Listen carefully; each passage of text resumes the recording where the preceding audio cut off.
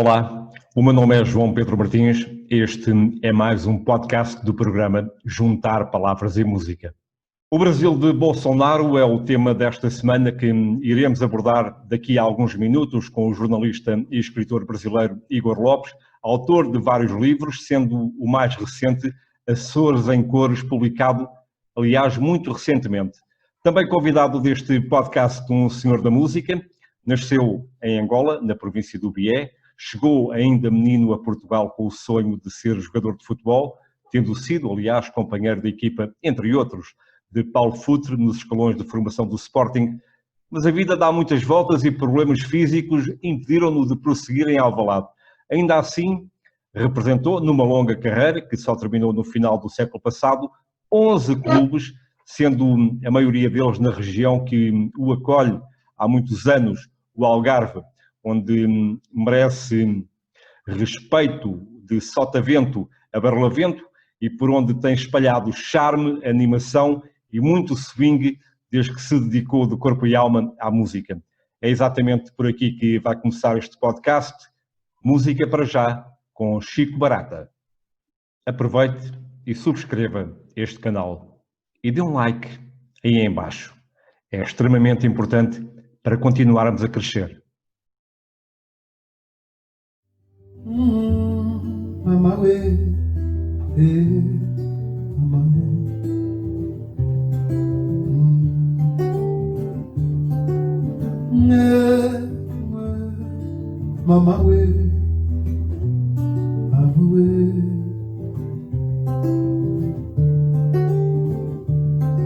eu regressei à minha terra, agora sem guerra.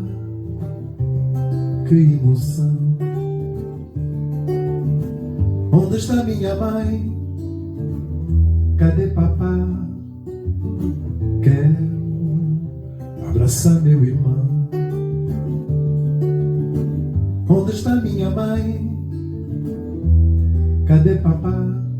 Quero abraçar meu irmão. Procurei, quase desesperei.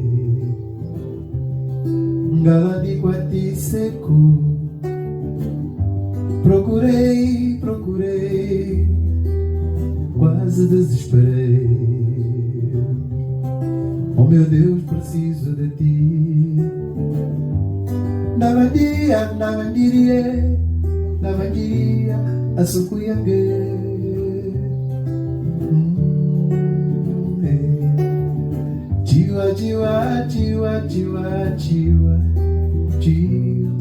Chiwa Dima wangu kasi chiwa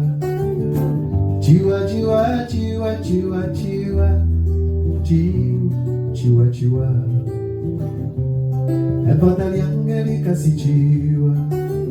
Está tudo bem, tá. Agora tá-se bem. Meu coração agora está feliz. Está tudo bem, tá. Agora tá-se bem. Meu coração agora está feliz. Amém. Da tiuga que boriangue, la timue da singaku, la timue. Mama yange kasipi, mama jange kasipi. Sati kumile, você vai fare, vakasilo mwenyo. Ngala di kwati seco, petindava singa ndayola.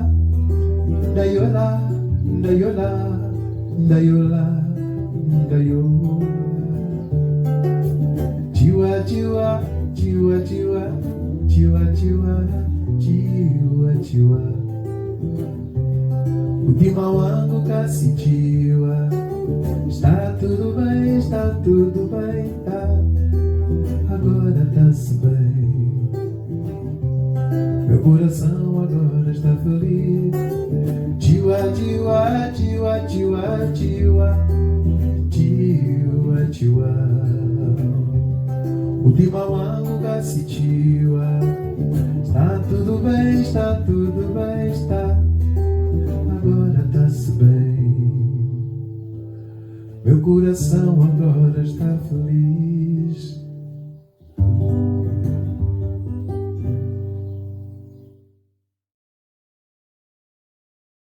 Enorme Chico Barata neste podcast do programa Juntar Palavras e Música. Já o vamos escutar outra vez lá mais para a frente. Olá amigos e amigas, aqui é o Belito Campos. É para vos informar que acabo de subscrever ao canal do YouTube do meu querido amigo João Pedro Martins. O canal é JPM, por isso também vou apelar a que todos vocês subscrevam este grande canal de JPM de João Pedro Martins. Belito Campos com vocês, um abraço, beijinhos! Para início de conversa, convidei esta semana Igor Lopes, nasceu no Rio de Janeiro, é jornalista, especialista em comunicação e gestão de redes sociais, escritor, editor do site jornalístico Incomparáveis, autor de vários livros como Maria Alcina, A Força Infinita do Fado, e muito recentemente lançou Açores em Cores. Já vamos conversar um pouco sobre os livros, para já, Igor Lopes, e muito obrigado pela disponibilidade. Aquilo que pergunto é: que Brasil é este desde 1 de janeiro de 2019? Olá, João. Muito obrigado pelo convite. É um prazer enorme estar aqui conversando com você, participando do seu programa. Parabéns pelo trabalho que você faz. É um prazer também ter o Chico trazendo aí a parte musical que nos acompanha, né? Bom, o Brasil, para já, ele é um país sui generis, né? Um país, ele é muito diferente de tudo e muito igual a ele mesmo, né? Por que eu quero dizer com isso? Em 1 de janeiro, o Brasil tem a eleição de Jair Bolsonaro como presidente da República. Ele que fez uma campanha, digamos assim, agressiva no sentido de estar muito presente nas redes sociais com o eleitorado dele, né, com o público que acompanha o trabalho dele, mas, por exemplo, se negou aí a todos os debates televisivos, né? No Brasil tem-se a cultura de debates televisivos perto dos turnos das eleições. O que eu queria explicar para vocês? É facto que o governo de Jair Bolsonaro é um governo que está longe de ser um governo consensual no Brasil, mas também está longe de ser um governo que é muito reprovado. Ele conseguiu abarcar ali um nicho, né, um espaço da população brasileira que procurava uma política diferente, ou seja, pelo menos a promessa da política diferente. E é nisso que Jair Bolsonaro consegue esse apoio eleitoral. A gente teve alguns anos de governo do Partido dos Trabalhadores, desde os anos 2000. Foi um governo que teve os seus resultados, né, isso é inegável, mas foi um governo que ao longo dos anos também foi se descobrindo alguns tipos de participação política ali mais voltada para a corrupção, etc. E isso fez uma classe, uma camada grande dos eleitores brasileiros desacreditar na chamada política de esquerda, né, que propriamente até o PT não estava fazendo esquerda nos últimos anos. E a partir daí você abre brecha para que candidatos como Jair Bolsonaro, que usam um lado mais populista, se apresentar, trazer o que ele chama de restaurar os ideais da família, os ideais da democracia, e a partir daí o Brasil começa com um novo presidente. Ele é um presidente que, na fala, no dia a dia, as pessoas comparam ele como muito uma pessoa que está num café, né, num bar, não tem polidez no que fala, muitas vezes fala coisas muito desastradas, coisas que incomodam, inclusive, quem apoia o próprio presidente da República, mas aí surge um novo ambiente no país, que é a pandemia, né, que assolou o mundo todo. E com a pandemia... Igor, esta pergunta que eu vou fazer talvez se confunda um pouco com aquilo que já estás a dizer, mas a tua próxima resposta pode ilustrar bem o que se anda a passar um pouco por todo o mundo nestes últimos tempos, nestes últimos anos.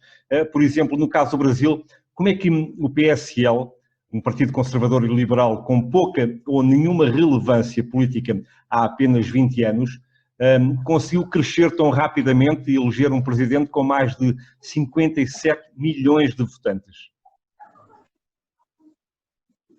Pois é, essa é uma característica que a gente precisa explicar também para Portugal, para os países lusófonos. No Brasil, por exemplo, as eleições, por mais que a gente tenha partidos políticos, a cultura do eleitorado brasileiro não é votar no partido. Tá? A pessoa vota no candidato. Então, o que acontece? Jair Bolsonaro, filiado ao PSL, que era o partido que tinha mais interação com o que ele tinha do viés, de viés religioso, militar, etc., era o partido que mais abarcou as ideias de Bolsonaro, vislumbrou ali uma oportunidade, então as pessoas votaram não no PSL, mas sim Bolsonaro. Tanto que hoje o Bolsonaro é um presidente sem partido.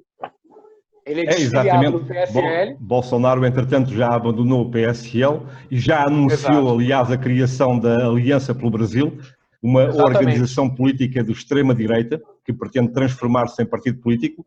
Isto já era esperado, Igor Lopes. Ou seja, a ascensão de Bolsonaro através do PSL terá sido, desde o início, um embuste, um aproveitamento, ou como se costuma dizer, um cavalo de Troia para chegar ao poder e agora poder rodear-se unicamente daqueles que pretendem lhe são fiéis sem a mínima oposição interna, de modo a eternizar-se, por exemplo, ou a permanecer no lugar que ocupa por longo tempo? Sim, é uma possibilidade. Tá? Eu não vou conseguir te passar isso com muita firmeza, eu não consigo ter essa avaliação, mas é uma possibilidade. Até porque outros partidos, por exemplo, como o PSDB, na época, meio como a gente fala no Brasil, namoraram com Jair Bolsonaro até que ele escolhesse o PSL. Então, assim, a escolha do PSL, para mim, foi mais oportunista no sentido de que, ok, este partido não tem indicação para presidente, não tem candidato a presidente da República, tragam, então, o deputado Jair Bolsonaro. E foi assim que isso aconteceu. Até porque o PSL, mesmo hoje no Brasil, não é um partido com esse contexto todo. Agora o PSL está formando base, a gente vai ter eleições para prefeitos, né? No Brasil, agora em novembro. Prefeitos são os presidentes de Câmara em Portugal, né? Uma comparação assim, a mais fácil possível. E o PSL, já nas pesquisas, aparece com grandes intenções de voto, porque traz candidatos com o mesmo perfil de Jair Bolsonaro. Então é importante as pessoas terem essa percepção que os partidos no Brasil não têm a força que tem, por exemplo, em Portugal. Em Portugal, a minha família, enfim, tem as convicções dela baseadas num lado político, e ponto. Né? Não mudam por nada. Né? Você sabe que é a cultura sempre dos partidos já estabelecidos. No Brasil, não. Tanto que o presidente que está, neste momento, ocupar o Palácio do Planalto, o Bolsonaro, está criando um partido próprio para concorrer à reeleição. Né? Ele, em vias democráticas, tem aí mais 4 anos se reeleito. E pode ser que troque de partido e crie outro. Né? Igor, o sucessor dele, por exemplo. De qualquer forma, ao povo, pelas suas opções, tomadas de posição ou até mesmo inações, costuma atribuir-se a expressão só têm aquilo que merecem. Concordas, Igor? Exato. O Brasil e o povo brasileiro têm, neste momento, o presidente que merecem? Eu não sei te dizer se é o que merece, eu sei te dizer que é o que está disponível nesse momento.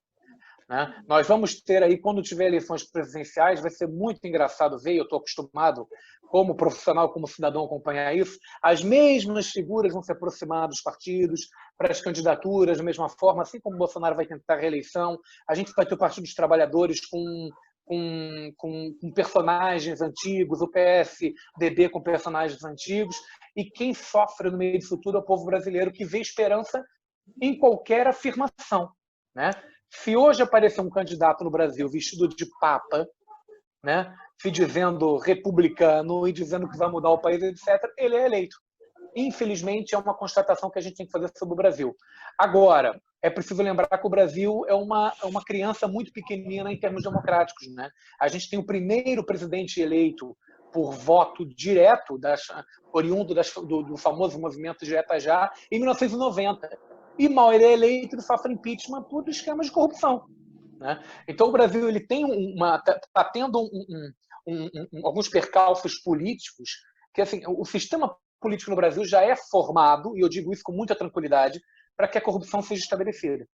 Tá? Eu trabalhei em função pública no Brasil, em alguns ramos, como colaborador, não como funcionário público, e o sistema ele é formatado para que as coisas tenham desvios de verba, para que as leis favoreçam grupos políticos, grupos sociais. Infelizmente, é dessa forma. Num país que tem hoje de forma informal 220 milhões de habitantes. Era isso que eu ia dizer. O Brasil que a pandemia soma... atrapalhou, né? Desculpa, João. Não a faz pandemia mal. este ano seria feito o censo para a gente ter exatamente o número de habitantes. E não pode ser feito por causa da pandemia, mas estima-se entre 209 milhões e 220 milhões. Então vou ficar pelo meio. O Brasil, que soma cerca de 215 milhões de habitantes, é, nesta altura, o segundo país do mundo com maior número total de mortes devido à Covid-19, mais de 129 mil, apenas atrás dos Estados Unidos. Em relação ao número de casos, o Brasil ocupa a terceira posição mundial, atrás da Índia e dos mesmos Estados Unidos. Ainda assim, na semana passada, o presidente Jair Bolsonaro disse publicamente que um dos países que menos sofreu com a pandemia da Covid-19 foi o Brasil, dadas as medidas do Governo Federal. Igor Lopes, isto é dito para quem e quem é que acredita nisto? Pois é, aquilo que eu disse no início, né? Uma das asneiras que o nosso presidente da República diz. Obviamente, a gente tem aí no Brasil mais de 4 milhões e meio de casos, né, sinalizados desde o início da pandemia. Temos aí mais de 3 milhões e 800 pessoas recuperadas e quase 137 mil mortes. Isso daí não é bom resultado para ninguém, né? Ou seja, houve sim uma falha na questão política, governamental, da atuação não só da presidência da República, dos estados brasileiros de enfrentamento à pandemia. Primeiro, pela rixa política.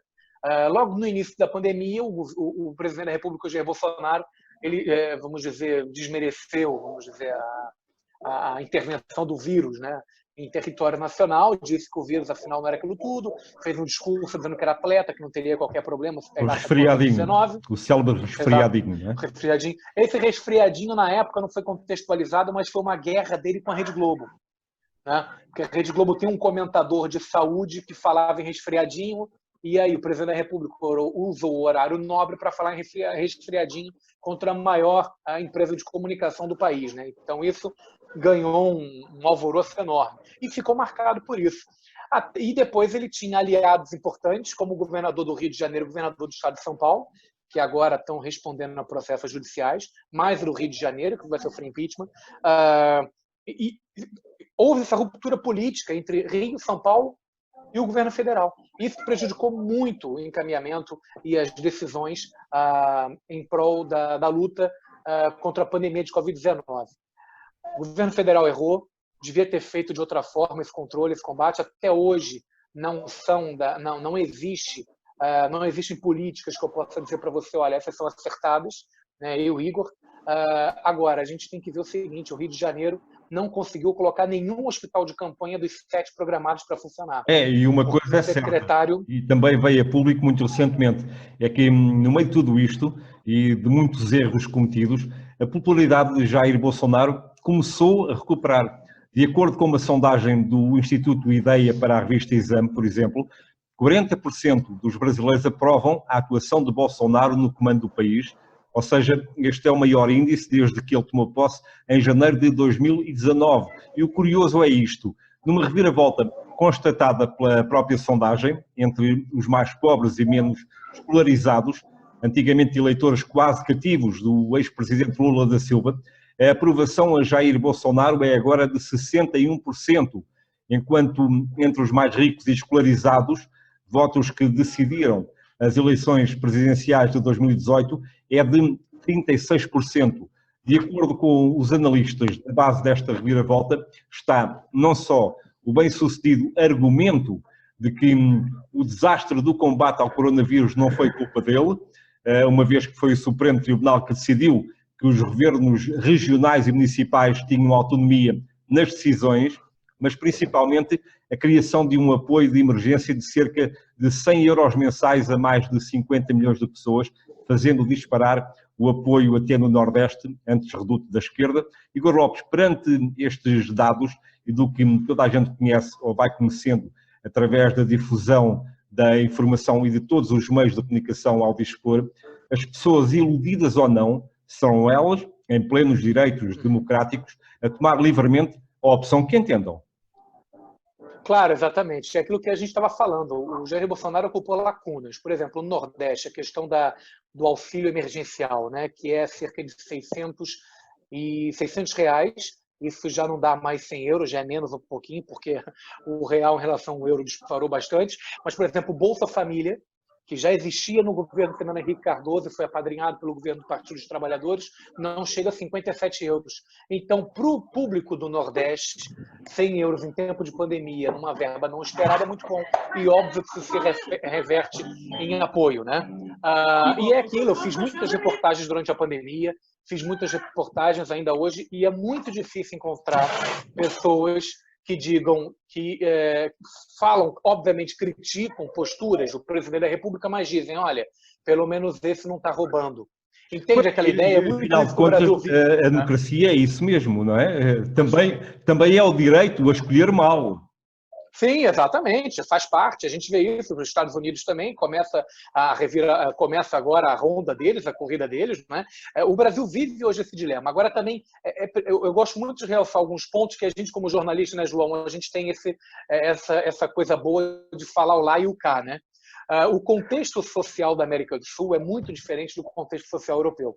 Também é muito difícil que a percepção mundial olhe para a América do Sul e diga, eles não fizeram quarentena. É muito complicado. O Rio de Janeiro hoje, por exemplo, tem 27% da população em trabalho informal. O que quer dizer que o indivíduo que mora na favela da Rocinha, para a gente citar a mais famosa, né, mundialmente, pouco barulho, pá. Ele sai de manhã para trabalhar, para comprar o almoço, e sai à tarde para trabalhar, para comprar a janta. Então, o que acontece? É muito difícil você dizer isso. Eu fiz muitos trabalhos na Argentina, Uruguai, que é também um celeiro meu de trabalho. As opiniões são as mesmas. Socialmente, as pessoas não conseguem fazer quarentena e tal. E isso impacta muito no resultado do Covid-19. Então, você ali, João, má política pública, com aproveitamento político, um vírus que se dissemina até pouco tempo, ninguém sabia como, né? E você ainda tem a população que não sabe mais no que acreditar, fica complicado. Né? Igor Lopes, e agora livros. Açores em Cores é a tua mais recente obra. O nome já indica alguma coisa, mas de viva voz pelo seu autor, o que é que nos surge neste livro? Verdade, João. Açores em Cores é, na verdade, o meu quarto livro autoral. Eu, além de jornalista, como você mencionou e bem, eu escrevo livros e todos os meus livros são livros de reportagem que conectam Brasil e Portugal. Eu tento entrelaçar a comunidade luso-brasileira, o que eu defendo que é a luso-brasilidade, que é um estado próprio, né? Tento entrelaçar para que os países se conheçam, porque eu acho que Portugal e o Brasil se conhecem muito pouco. Conhecem o trivial, né? Portugal não é só bacalhau, Brasil não é só samba e por aí vai. Né? A gente tem muita coisa além disso, por mais que eu adore um bacalhau. Né? E o Açores em Cores ele vem exatamente nesse sentido. É um livro que eu escrevi voltado para brasileiros, luso-descendentes e afrodescendentes, justamente para divulgar as potencialidades do arquipélago, mas não só tendo por base as suas belezas naturais. Não, eu promovo nele uma lista grande de entrevistas com líderes de vários setores econômicos das ilhas, para dizer por que os Açores são bons para viver, para investir, para aproveitar a oportunidade, para passear. Falo sobre a sustentabilidade, trabalho em prol do meio ambiente, trabalho em prol do desenvolvimento da vida marinha dos Açores. Então, um livro, assim, na minha opinião, bastante completo, que mostra para quem é de fora o que são os Açores. Não só porque ele tem um mirante maravilhoso, não só pela região que é vulcânica e tem ali uma geografia linda para fotos e para trilhos, etc. Mas eu mostro os Açores como eles têm que ser mostrados. Magnífico, os Açores são magníficos. Tu tens o livro contigo, já agora podes mostrá-lo também. Está aqui, olha. Não sei se consegue ver bem. Esta é a capa dele, Açores em Cores. Eu peguei o que eu acho mais característico, que é a imagem, a primeira imagem característica dos Açores. E esse livro tem 228 páginas, foi editado pela Presente Celebração, que é uma editora em Portugal, e vai ser lançado publicamente nos Açores, no Brasil, sobretudo Rio e São Paulo, e Portugal também nas casas dos Açores, mas isso é ano que vem. Este ano a gente não consegue avançar com muito projeto. Né? Pois não. Olha, antes, em 2016, tinhas lançado Maria Alcina, a força infinita do fado. Maria Alcina tem mais de 60 anos de carreira e é considerada a imperatriz do fado no Brasil. Queres falar-nos um pouco de Maria Alcina, muito rapidamente, aliás, um nome extremamente reconhecido e apreciado no Brasil e tão esquecido em Portugal? É verdade. Aqui está a capa do livro, Maria Alcina, Força Infinita do Fado. Maria Alcina é uma fadista portuguesa, ela é natural de Castro Daire, né? E ela foi para o Brasil muito pequenina, porque o pai tinha fugido para o Brasil por causa da guerra, etc. Ela e a mãe foram tentar encontrar o pai no Brasil, chegaram lá, o pai já tinha outra família. Então, Maria Alcina começa a trabalhar no comércio, etc., até que hoje, e depois de muitas apresentações, ela teve uma única, a primeira, na verdade, casa de fados portuguesa no Brasil, a Desgarrada, foi na zona sul do Rio de Janeiro. Ela hoje é uma figura de destaque, não só na comunidade, mas na cultura brasileira. Ela é detentora de muitas assinaturas de bandas sonoras, telenovelas brasileiras, que tratam de alguma temática portuguesa. Ela faz teatro, faz televisão, faz rádio, já fez novelas, já desfilou no Carnaval Carioca, no enredo da Unidos da Tijuca, que fala sobre Portugal. É um livro bem interessante, com o prefácio do Carlos do Carmo, que é amigo pessoal da Maria Alcina, e me deu o prazer de estar presente nessa obra aqui, falando um pouquinho sobre a cantora. Igor Lopes, muito obrigado pelas tuas palavras. Esta é a altura adequada para continuarmos a falar de música com o nosso outro convidado deste programa, Chico Barata. O fado nunca foi bem a tua praia? Ou também de fado se fazem as tuas apresentações em palco? Não, não é o fado, mas afinal tinha um avô, bisavô, que era um de Ceia, que já cantavam fado e de que maneira. E afinal eu, quando comecei a crescer e comecei com esta voz que tenho, que Deus me deu, achava que eu tinha ido buscar os nossos parentes africanos, mas não. Afinal foram aqui dos portugueses dali de Torrozelo, ali para aquelas... Ainda assim nunca arriscaste o fado, não? Não, nunca arrisquei, mas tenho um sonho, cantar um fado mestiço, desta mestiçagem que é Angola, Portugal e Brasil, fazer um meio fado, meio morna, meio balada de Angola, e fazer assim uma coisa bonita, com guitarra portuguesa, com as nossas congas de Angola, e tenho este sonho de fazer, e vai se chamar fado mestiço. Fado puro não, mas obviamente, para além dos ritmos africanos, muitos, mas sobretudo angolanos, a música do Brasil, e já o referiste, é também uma constante no teu repertório. O que é que ofereces, Chico, às pessoas que te vão ver habitualmente? As pessoas que vão me ver ouvem sempre músicas do mundo. Músicas do mundo, eu faço uma viagem sempre por todo o mundo. E tenho essa versatilidade que me acompanha desde sempre, mas agora ainda mais porque depois comecei a tocar muito em hotéis, comecei a cantar muito em hotéis onde estão pessoas de várias nacionalidades, então tive que alargar meus horizontes. Estou muito contente com este nosso convidado porque eu joguei nos Açores, vivi nos Açores e joguei no Lusitânia dos Açores, fiz lá 2 anos maravilhosos. E há uns 10 anos atrás fomos ao Brasil fazer uma viagem, a comunidade açoriana eu fui um dos convidados, cantei e tudo lá na Casa Açores, ali na Tijuca. A partir daí tive muitos convites de casas portuguesas do Rio e São Paulo, começaram chegou-se a equacionar de eu ficar a cantar nas casas portuguesas e ficar radicado lá e tudo para fazer esse trabalho. Tenho uma tristeza comigo que não aceitei o convite, mas pronto, não estava destinado. Chico Barata, já são quantos os discos editados durante a tua carreira? 5 discos. Eu agora parei há algum tempo que não faço álbuns, mas tenho as músicas guardadas para fazer um disco a sério. E queria fazer uma coisa internacional, e por isso estava a falar, eu gostava de lançar o meu trabalho no Brasil, onde há muita gente que vai gostar de ouvir música de Angola, que não conhece, há muita gente que não conhece, mas eu queria que eles passassem a conhecer. Nós temos lá o Abel do Heré, que está lá já há muitos anos a viver no Rio, mas acho que precisávamos de mais gente.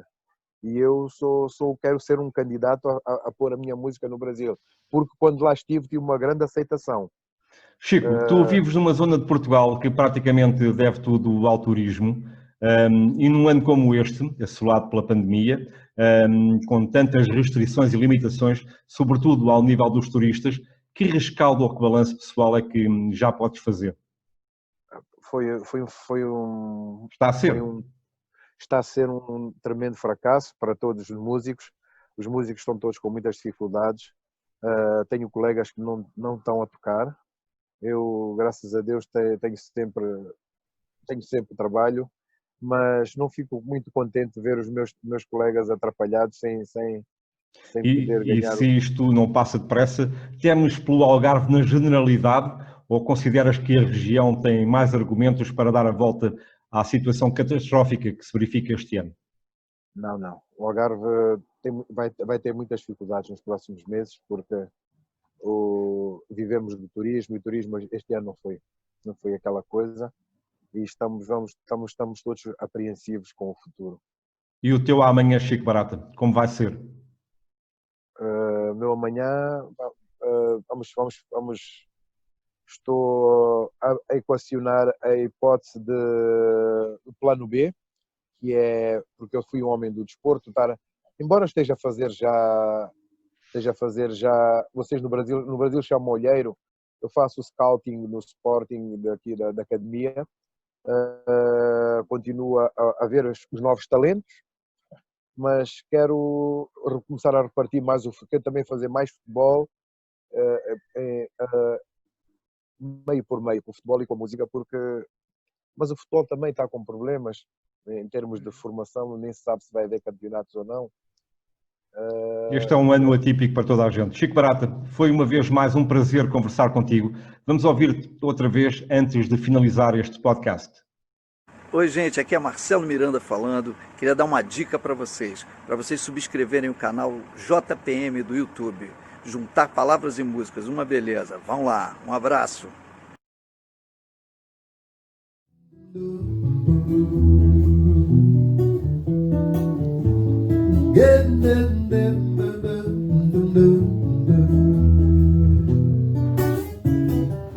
Semana doentia, eu não sabia a doença que me afligia.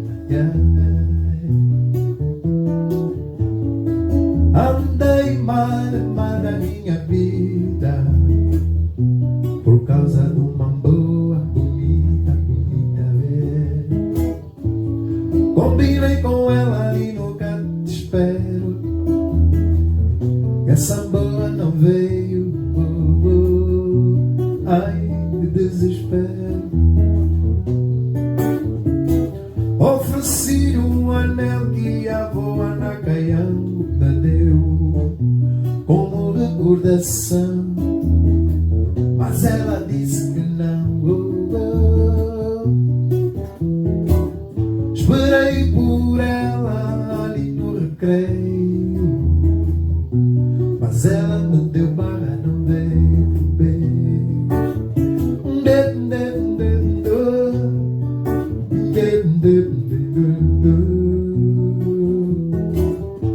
Fui ao quimbanda da minha banda, me Soviema pra me recuperar. Procurei o quimbanda Chico Tamba, me Soviema pra me lavar. Quimbanda olhou e falou pra mim: tua doença é uma menina mulher, muito bonita, mas ela não te quer. Tua doença é uma menina bonita, menina do catraio, mas não te quer. Visolela, o gatilho visolela, mendo cusole, menina bonita. Visolela, ai, mamã. Visolela, o gatilho visolela, menina. Esperei por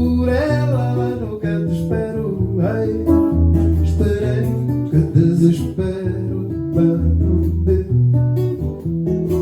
Fui ao Quimbanda, Chico Tamba, de Sobiemba, pra me lavarei. Bum, bum. Quimbanda olhou e falou pra mim: tua doença é uma menina, mulher, muito bonita, mas ela não te quer. Chorei,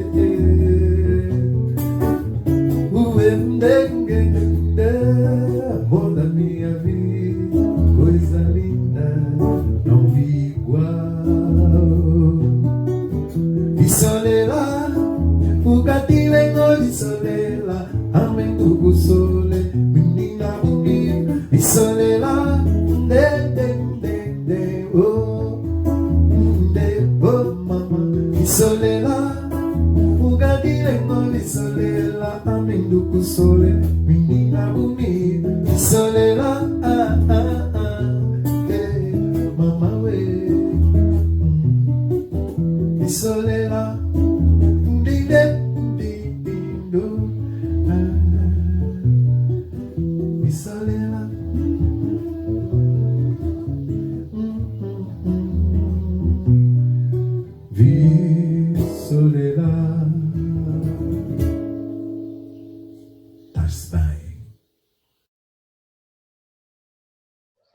Chico Barata e Igor Lopes foram os convidados deste programa. Muito obrigado a ambos.